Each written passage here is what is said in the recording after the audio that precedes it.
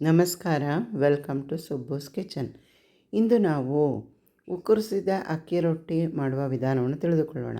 ಮೊದಲಿಗೆ ಒಂದು ಬಟ್ಟಲು ಮೈದಾ ಹಿಟ್ಟನ್ನು ತೆಗೆದುಕೊಂಡು ಅದಕ್ಕೆ 1 ಚಮಚ ಎಣ್ಣೆ, ಅರ್ಧ ಚಮಚ ಉಪ್ಪನ್ನು ಹಾಕಿ ಸ್ವಲ್ಪ ನೀರು ಹಾಕಿ ಗಟ್ಟಿಯಾಗಿ ಕಲಸಿಕೊಳ್ಳೋಣ.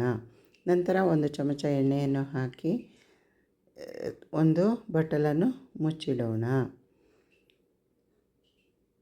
ನಂತರ ಒಂದು ಬಾಣಲೆಗೆ 1 ಲೋಟ ಅಕ್ಕಿ ಹಿಟ್ಟಿಗೆ 1.5 ಲೋಟ ನೀರಿನಂತೆ 1.5 ಲೋಟ ನೀರನ್ನು ಹಾಕಿ 2 ಚಮಚ ಎಣ್ಣೆಯನ್ನು ಹಾಕಿ 1 ಚಮಚ ಉಪ್ಪನ್ನು ಹಾಕಿ 1 ಚಮಚ ಅಕ್ಕಿ ಹಿಟ್ಟನ್ನು ನೀರಿನಲ್ಲಿ ಕದರಿ ಕುದಿಯುತ್ತಿರುವ ನೀರಿಗೆ ಹಾಕಿ ಚೆನ್ನಾಗಿ ಕಲಕಿ, ನಂತರ ನೀರು ಕುದ್ದ ನಂತರ ಅಕ್ಕಿ ಹಿಟ್ಟನ್ನು ಬಿಸಿ ನೀರಿಗೆ ಹಾಕಿ ಚೆನ್ನಾಗಿ ಕುದಿಸಿ ಬಿಳಿ ಹಬೆ ಬಂದ ನಂತರ ಅದನ್ನು ಚೆನ್ನಾಗಿ ತೊಳೆಸಿಕೊಳ್ಳೋಣ.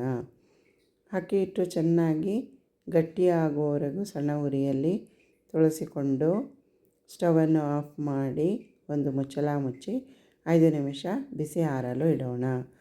ನಂತರ ತಣ್ಣೀರಿನಲ್ಲಿ ಕೈ ಅದ್ದಿಕೊಂಡು ಅದಿಟ್ಟು ತಣ್ಣೀರಿನ ಕೈ ಮಾಡಿಕೊಂಡು ಉಂಡೆ ಮಾಡಿಕೊಂಡು ಒಂದು ಬಾಳೆ ಎಲೆಗೆ ಸ್ವಲ್ಪ ಎಣ್ಣೆ ಹಚ್ಚಿ ಉಂಡೆಯನ್ನು ತಗೊಂಡು ತಟ್ಟಿಕೊಳ್ಳೋಣ. ನಂತರ ಇನ್ನೊಂದು ರೀತಿಯಲ್ಲಿ ಮೈದಾ ಹಿಟ್ಟಿನ ಕನಕಕ್ಕೆ ಮಧ್ಯ ಅಕ್ಕಿ ಹಿಟ್ಟಿನ ಉಂಡೆಯನ್ನು ಇಟ್ಟು ಸುತ್ತಲೂ ಮುಚ್ಚಿ ಚೆನ್ನಾಗಿ ಕವರ್ ಮಾಡಿ ಸ್ವಲ್ಪ ಅಕ್ಕಿ ಹಿಟ್ಟನ್ನು ಒತ್ತಿಟ್ಟಾಗಿ ಬಳಸಿಕೊಂಡು 2 ಬದಿಯಲ್ಲೂ ಒತ್ತಿಟ್ಟು ಸವರಿ ಎಷ್ಟು ಸಾಧ್ಯವೋ ಅಷ್ಟು ತೆಳುವಾಗಿ ಲಟ್ಟಿಸಿಕೊಂಡು ಈ ರೀತಿಯಲ್ಲಿಯೂ ನಾವು ಅಕ್ಕಿ ರೊಟ್ಟಿಯನ್ನು ಮಾಡಬಹುದು. ಇದಕ್ಕೆ ಬಿಳಿ ಹೋಳಿಗೆ ಎಂದು ಸಹ ಕರೆಯುತ್ತಾರೆ.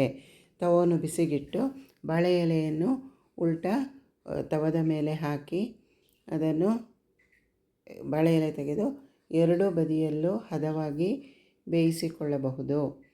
ನಂತರ ಲಟ್ಟಿಸಿಕೊಂಡ ರೊಟ್ಟಿಯನ್ನು ಬಿಸಿ ತವದ ಮೇಲೆ ಹಾಕಿ 2 ಬದಿಯಲ್ಲೂ ಸ್ವಲ್ಪ ಬೆಂದ ನಂತರ ಅರ್ಧ ಚಮಚ ಎಣ್ಣೆಯನ್ನು ಹಾಕಿ 2 ಬದಿಯಲ್ಲೂ ಹದವಾಗಿ ಬೇಯಿಸಿಕೊಳ್ಳಬೇಕು.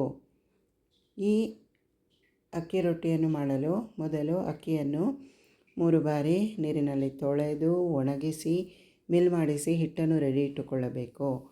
ನಂತರ ಈ 2 ವಿಧಾನದಲ್ಲಿಯೂ ರೊಟ್ಟಿಯನ್ನು ಮಾಡಿಕೊಳ್ಳಬಹುದು. ಬಾಳೆ ಎಲೆ ಸಹಾಯದಿಂದ ತಟ್ಟಿ ಬೇಯಿಸಿಕೊಳ್ಳಬಹುದು.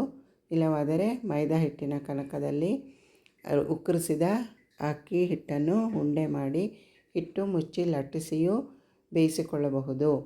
2 ವಿಧಾನದಲ್ಲಿಯೂ ರೊಟ್ಟಿ ಮಾಡುವ ವಿಧಾನವನ್ನು ತೋರಿಸಿದ್ದೇನೆ. ನಿಮಗೆ ಯಾವುದು ಅನುಕೂಲವೋ ಆ ರೀತಿ ಮಾಡಿಕೊಂಡು ಸವಿಯಿರಿ. ಈ ಹದದಲ್ಲಿ ಬೇಯಿಸಿಕೊಳ್ಳಬೇಕು. ನಾನು ದಂಟಿನ ಸೊಪ್ಪು ಹೆಸರುಕಾಳು ಪಲ್ಯದೊಟ್ಟಿಗೆ ಸರ್ವ್ ಮಾಡಿದ್ದೇನೆ. ಧನ್ಯವಾದಗಳು.